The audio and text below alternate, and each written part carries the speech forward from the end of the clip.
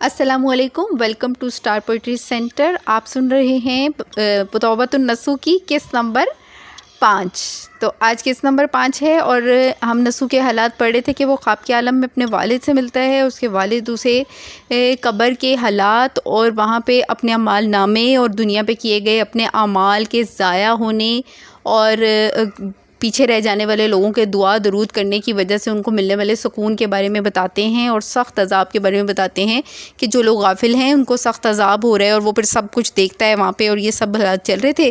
اس دوران میں ایسا ہوتا ہے کہ نصوح کے والد جو ہے نا وہ یہ سب بتا کر رخصت ہو جاتے ہیں اور پھر آگے کا منظر چلے گا کہ وہ اپنے ہوش میں آ جاتا ہے، ٹھیک ہے، یعنی کہ وہ واپس آ جاتا ہے، جیسے کہ اس کی روح اگر وہاں پہ گئی ہوئی تھی خواب کے عالم میں تو واپس ہوش میں آ جاتا ہے۔ اور پھر کیا ہوتا ہے کہ باپ نے جو یہ اپنی رام کہانی سنائی بیٹے پر اس طرح کی ہیبت چھائی کہ چونک پڑا، جاگا تو پھر وہی دالان تھا، وہی تیمارداریوں کا سامان، بی بی پاس بیٹھی آہستہ آہستہ پنکھا جل رہی تھی۔ میاں کی آنکھ کھلی، دیکھ اس کی جان میں جان آئی، ورنہ جس گھڑی سے میاں نے جی پورا کیا تھا تو وہموں کے مارے ان کا تو بدن میں لہو تک نہیں تھا، یعنی کہ وہ سب بہت سخت پریشان تھے اس کی طبیعت کے لیے۔ اس کے بعد اس کی بیوی سے شکایت کرتی ہے کہ تم اچھے سوئے، کہ تمہارے اٹھنے کا کوئی کروٹ تک نہیں تم نے بدلی، اور بولو کس حال میں تھے، تمہارے ساتھ کیا بیتی، یعنی تم ٹھیک ہو؟ تو وہ کوئی جواب نہیں دیتا کیونکہ وہ خواب کے صدمے میں ہوتا ہے کہ بھئی میں نے کیا کچھ دیکھ لیا، اور وہ اسی کیفیت میں بیٹھا ہوتا ہے۔ تو اس کے بعد بیوی گھر کے لوگوں کے حالات خود ہی سمجھانے لگ جاتی ہے اس کو کہ کیا کیا ہو رہا ہے۔ وہ کہنے لگی کہ بھئی سب لوگ بہت پریشان تھے، اب میں ان کو بتاتی ہوں کہ تم اب ٹھیک ہو۔ تو یہ کچھ بھی نہیں بولتا اس دوران، ٹھیک ہے۔ پھر مبارک سلامت ہونے لگی اور گھر بھر نے بے رمضان کی عید منائی، یعنی سب خوش ہوئے، مگر لوگ بھوکے تھے۔ بازار سے حلوہ پوری منگوا کر سب نے تھوڑا بہت کھایا پیا۔ کھانے میں کسی نے یہ بات چھیڑ دی کہ مریض کا غسل صحت ہو تو ایک رات جگہ بڑی دھوم سے کیا جائے اور اچھے ہونے کی شادی کریں، یعنی کہنے کا مطلب ہے کہ اس پہ بھی ایک فنکشن ہونا چاہیے کہ یہ ٹھیک ہو گیا ہے اور پھر کھانے پینے کے انتظامات ہونے چاہیے۔ یہ لوگ تو شادی اور رت جگہ کے ارادے کر رہے تھے اور نصوح اپنے خواب کے تصور میں غلطاؤں پیچاں تھا۔ اس کا دل مان گیا تھا کہ یہ خواب میرے وہم و خیال کا بنایا ہوا ہرگز نہیں ہے، یہ ہو نہ ہو ایک امر من جانب اللہ ہے، یعنی اللہ تعالیٰ کا حکم ہے۔ خواب کیا ہے؟ رویائے صادقہ اور الہام الہی ہے۔ باپ کا اظہار اس نے توجہ سے سنا تھا کہ حرف بحرف نوکے زبان یاد تھا۔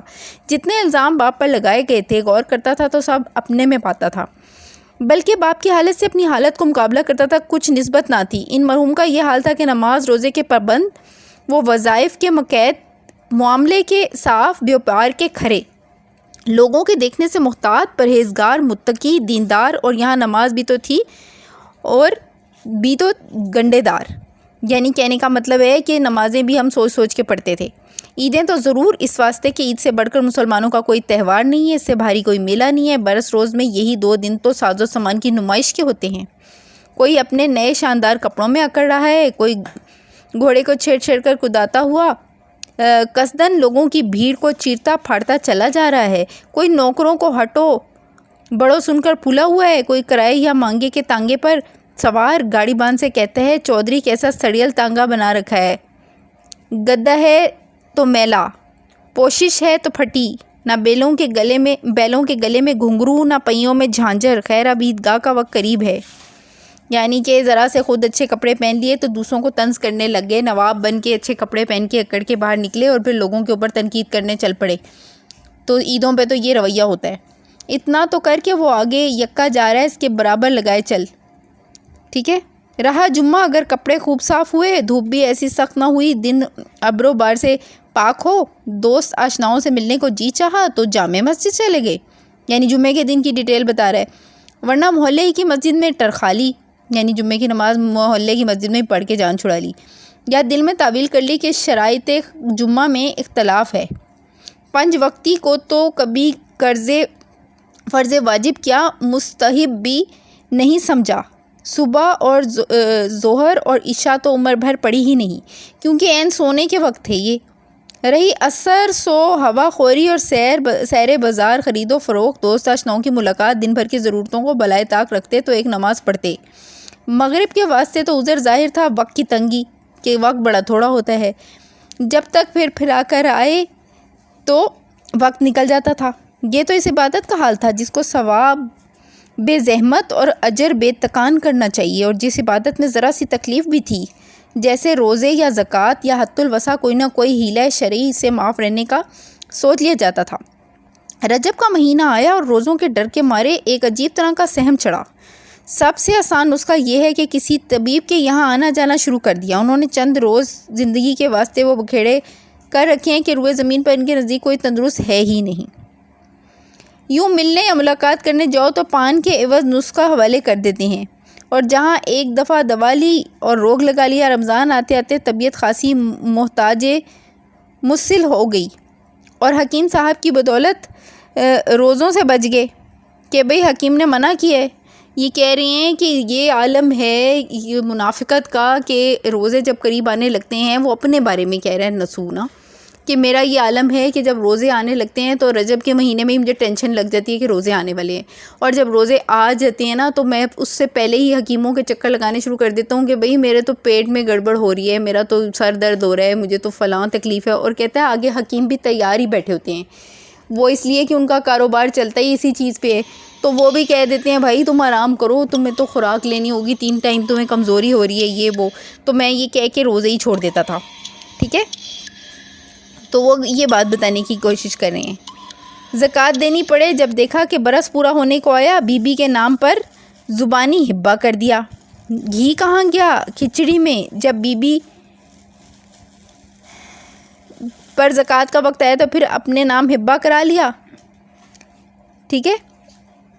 اللہ تعالیٰ کے حکم کو بالائے طاق رکھتے ہوئے مال کو ایسے پرائے میں رکھا کہ زکوٰۃ سے بری رہے۔ وہ کہہ رہے ہیں کہ یعنی کہ ایسے چکر چلائے کہ زکوٰۃ دینی نہ پڑے، سیدھی سی بات ہے اس میں۔ خاصی طرح کا دکانیں مول لیں، مکان بنوائے، ان میں کرایہ دار بسائے کہ مال نامی اپنی نامی زکوٰۃ نہ دارت، ٹھیک ہے۔ غرض جہاں تک نسو احتساب کرتا چلا گیا، اپنے تئیں دن سے بے بہرہ، ایمان سے بے نصیب، نجات سے دور، ہلاکت و تباہی سے قریب پاتا تھا۔ یعنی اپنے آپ کو اس نے تباہی کے قریب پایا کہ وہ ہر چیز میں منافقت سے کام لیتا تھا۔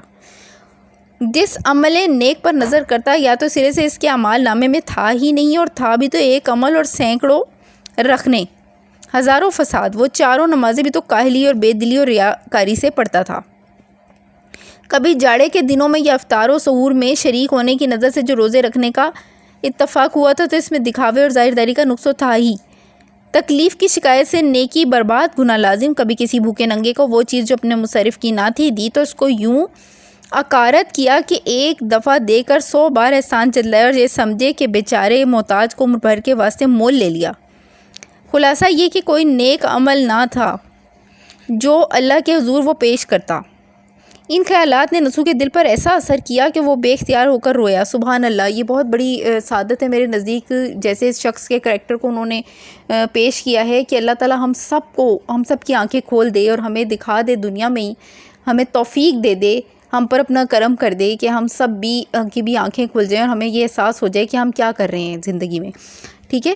تو یہاں پر میں اپنا آج کا یہ قسط ختم کروں گی انشاءاللہ تعالیٰ۔ اس کے بعد میں اگلی قسط میں مزید اسے آپ کے سامنے لے کر آؤں گی۔ تو آپ لوگوں میں سے جن لوگوں نے سبسکرائب نہیں کیا ہے وہ چینل کو سبسکرائب کر دیں، اور جن لوگوں نے کر دیا ہے ان کا بہت بہت شکریہ۔ اور اسے نسو کی جو کہانی ہے اسے آپ نے بہت دھیان سے سننا ہے، یہ بہت ایمان سے بھرپور اور بہت اچھی کہانی ہے، اور یہ سب کے لیے ہے، ٹھیک ہے۔